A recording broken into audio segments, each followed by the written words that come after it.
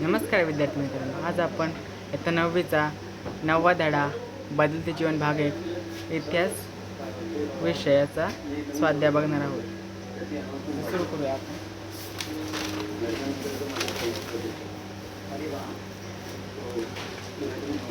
पहिला प्रश्न, दिलेल्या पर्यायापैकी योग्य पर्याय निवडून विधाने पुन्हा लिहा. एक, डॉक्टर एन गोपीनाथ यांच्या नेतृत्वाखाली भारतात या शहरात पहिली ओपन हार्ट सर्जरी यशस्वी झाली. उत्तर आहे बेल्लूर. 2, जयपूर फूटचे जनक म्हणून टिंबटिंब यांनी ओळखले जाते. उत्तर आहे डॉक्टर प्रमोद सेठी. दुसरा प्रश्न,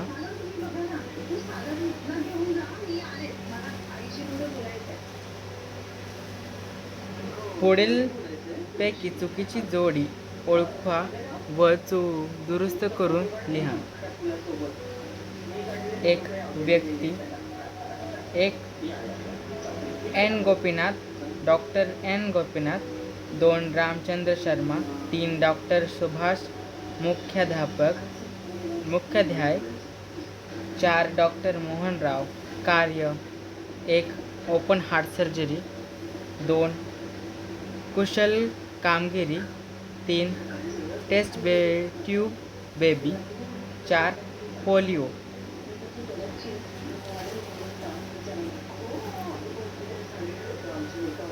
उत्तर आहे चुकीची जोडी डॉक्टर मोहनराव, पोलिओ. दुरुस्त केलेली योग्य जोडी डॉक्टर मोहनराव, दान केलेल्या मूत्रपिंडाचे यशस्वी प्रत्यारोपण. प्रश्न तिसरा,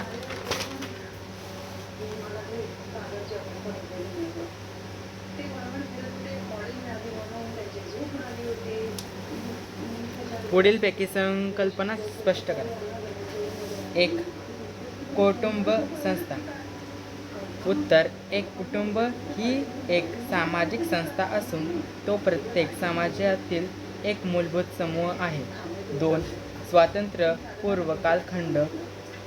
कुटुंब संस्था ही भारतीय समाजाची एक प्रमुख ओळख आहे. 3, भारत प्रामुख्याने एकत्र कुटुंब पद्धती असणारा देश म्हणून ओळखला जायचा. 4, परंतु जागतिकीकरण, औद्योगिकीकरण यामुळे मोठ्या प्रमाणात स्थलांतर होऊ लागल्यामुळे एकत्र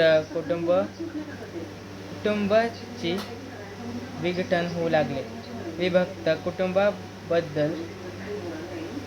कुटुंबपद्धतीला चालना मिळाली. कुटुंब एकत्र असो वा विभक्त ही कायमस्वरूपी टिकणारी संस्था आहे. 2, जयपूर फूट तंत्रज्ञान. 1968 पूर्वी दिव्यांग व्यक्तींना किंवा अपघातात पाय हात गमावलेल्या व्यक्तींना आपले उर्वरित आयुष्य कष्टाने काढावे लागेल. 2, डॉक्टर प्रमोद सेठी यांनी रामचंद्र शर्मा या कारागिराच्या मदतीने कृत्रिम हात, पाय, नाक, कान तयार केले. 3, या तंत्रज्ञानामुळे पायावर बोट घालण्याची गरज नसते. असे अवयव वापरून पाण्यात वा ओल्या स्थितीत काम करता येते. 4, जयपूर फूट तंत्रज्ञान वापरून दिव्यांग व्यक्ती सुदृढ माणसाप्रमाणे काम करतो. त्यामुळे हे तंत्रज्ञान दिव्यांगासाठी वरदान ठरले आहे. 3, शहरीकरण. 1, शहरात किंवा नागरी क्षेत्रात लोकवस्ती केंद्रित होण्याच्या प्रक्रियेस शहरीकरण असे म्हणतात.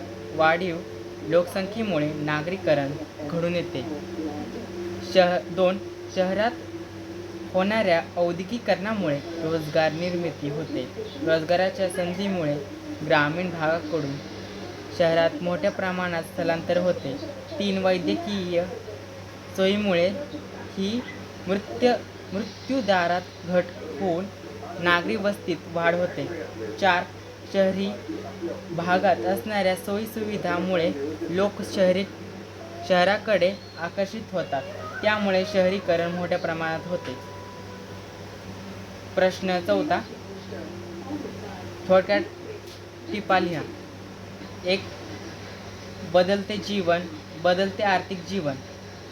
उत्तर 1 मध्ययुगापूर्वीपर्यंत गावाचे जीवन आर्थिकदृष्ट्या स्वयंपूर्ण होते. गावाच्या सर्व गरजा गावातच भागवल्या जात असत. शेती संबंधीची कामे करणाऱ्यांना मोबदला म्हणून शेतीच्या उत्पादनातील काही भाग दिला जात असे. 2 आधुनिक काळात ही परिस्थिती बदलली. वस्तू विनिमय पद्धती जाऊन व्यवहार चलनात होऊ लागले. 3 शेतीशिवाय शेतीशी निगडीत जोडधंदे सुरू झाले. खेड्याचे विद्युतीकरण झाले. सिंचन व्यवस्था व वाहतूक यात सुधारणा झाली. 4 नागरी समाज बिगर शेती उत्पादन व सेवा व्यवसायाशी जोडलेला आहे. औद्योगिकरणामुळे ग्रामीण आणि शहरी आर्थिक जीवन पूर्णतः बदलून गेले आहे. प्रश्न 5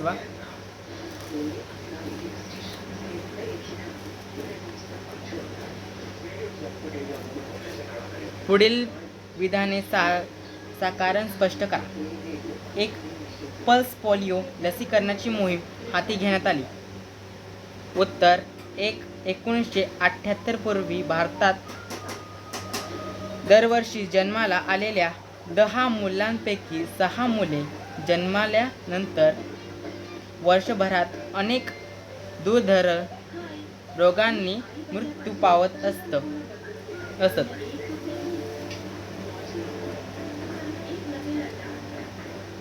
2 या रोगात पोलिओ, गोवर, धनुर्वात, क्षय, घटस्फोट, डांग्या, खोकला यांचा समावेश होतो. औषधोपचाराअभावी मृत्यूची संख्या जास्त असते. 3 त्यामुळे या रोगांवर मात करण्यासाठी लसीकरणाचा कार्यक्रम सरकारने हाती घेतला व 1995 मध्ये पल्स पोलिओ लसीकरणाची मोहीम हाती घेण्यात आली. 2 ग्रामीण पाणीपुरवठा योजना सुरू करण्यात आली. उत्तर 1 भारत सरकारच्या पंचवार्षिक योजनेमध्ये ग्रामीण भागाच्या विकासाला महत्त्व दिले होते. 2 ग्रामीण भागात पिण्याच्या पाण्याची खूपच वानवा होती. त्यामुळे आरोग्याचा प्रश्नही निर्माण होत असे. 3 महाराष्ट्र राज्य निर्मितीनंतर महाराष्ट्र सरकारने ग्रामीण पाणी पुरवठा व लोकांचे आरोग्य या प्रश्नाकडे लक्ष दिले. 4 ग्रामीण भागात विहिरी खणणे व नळावाटे लोकांना पाणी पुरवठा करणे या हेतूने शासनाकडून ग्रामीण पाणीपुरवठा योजना सुरू करण्यात आली. प्रश्न 5-6 1 पुढील प्रश्नांची प्रत्येकी 25 ते 30 शब्दात उत्तरे लिहा.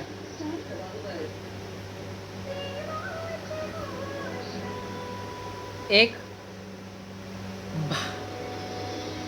संविधानाप्रमाणे कोणत्या कारणावरून भेदभाव करण्यास मनाई आहे?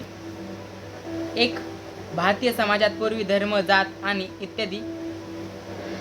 इत्यादी कारणावरून भेदभाव पाळले जात असत.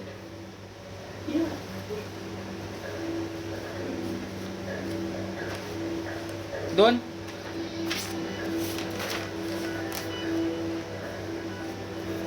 कनिष्ठ मानल्या गेलेल्या जातीतील लोकांचे जीवन हालाखीचे होते. त्यांना कोणतेही अधिकार नव्हते. 3 स्वातंत्र्य मिळाल्यावर भारताचे संविधान तयार झाले. संविधानाने समतेचे तत्त्व स्वीकारले आहे. भारतात धर्म, वंश, जात, लिंग, भाषा किंवा जन्मस्थान इत्यादी कारणावरून नागरिकात भेदभाव करण्यास मनाई करण्यात आली आहे. 2. समाज कल्याण कार्यक्रमाचे कोणते उद्दिष्ट आहे? समाज कल्याण कार्याचे पुढील उद्दिष्ट आहे. 1. कल्याणकारी राज्य निर्माण करणे. 2. भारतीय नागरिकांना पूर्ण रोजगार देणे. 3. आरोग्य सुविधा उपलब्ध करून देणे. 4. शिक्षण व विकासाची संधी सर्व नागरिकांना उपलब्ध करून देणे. प्रश्न 3. 3. ग्रामीण विकासासंदर्भात कोणती आव्हाने आहेत? उत्तर. ग्रामीण विकासाच्या संदर्भात आपल्या देशासमोर पुढील मोठी आव्हाने आहेत. 1. आर्थिक व्यवसायाचा विकास करणे. 2. सामाजिक गरजा व सुविधांचा विकास करणे. 3. सांस्कृतिक, सामाजिक व वैचारिक दृष्टिकोनात बदल घडवून आणणे. 4.